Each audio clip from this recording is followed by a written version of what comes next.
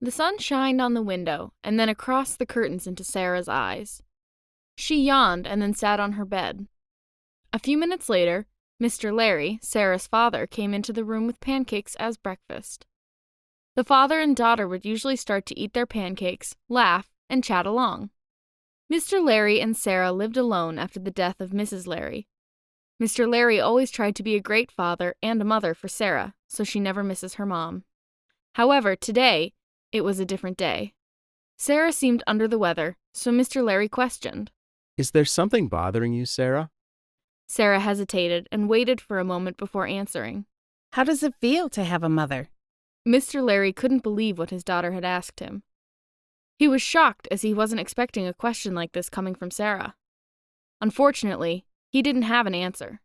Mr. Larry said, How about you get ready for school? I'll buy you a donut for lunch.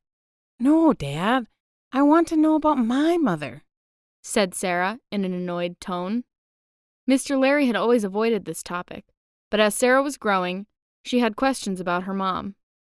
Mr. Larry was afraid to tell her the truth, but he felt that it was time. Mr. Larry took a deep breath and said, Your mother was a great woman.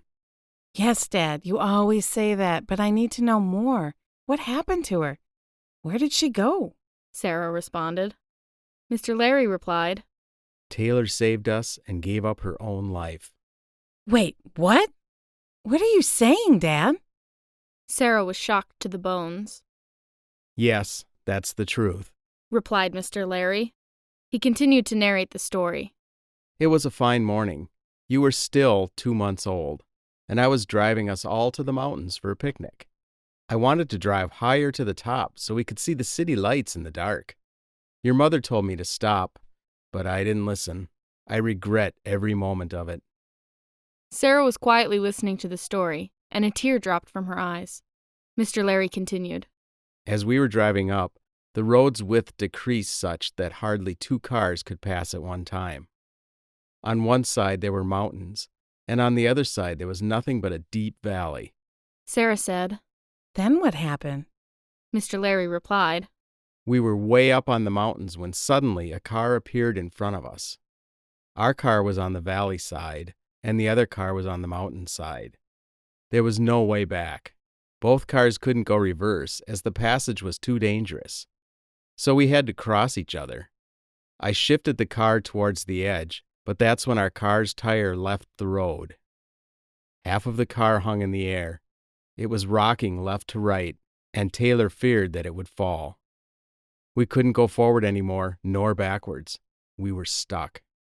Sarah started to cry louder, so Mr. Larry took her into his arms, just like he took Sarah into his arms during the time of event. He continued. Taylor told me to get you out of the car and leave.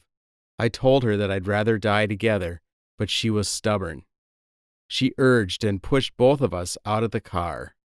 Just when I stepped out of the car with you in my arms, the car lost its balance and it fell off the cliff.